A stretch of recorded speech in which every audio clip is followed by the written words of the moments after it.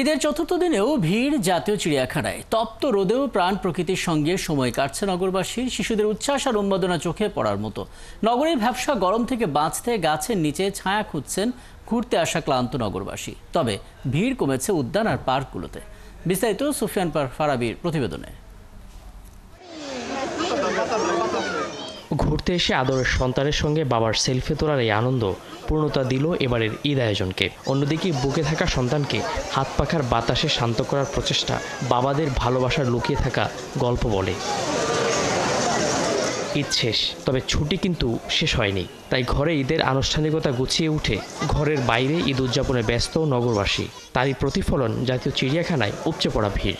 পছন্দ ছিল আমার চিড়িয়াখানা, অনেক মজা, আমার ভালো লাগে।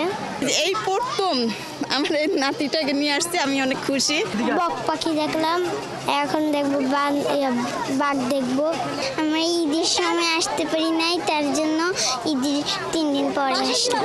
মোবাইলে বিভিন্ন ধরনের পশু পাখি দেখে, ওই দেখার পরে বলে আব্বু আমরা এগুলো বাস্তবে দেখবো। ঈদে সেরকম ঘোরা হয়নি, এই প্রথমই ঘুরতে আসছি। গরমের তীব্রতায় হাঁফসে ওঠা শিশুদের যত্ন নিতে সচেষ্ট অভিভাবকরা।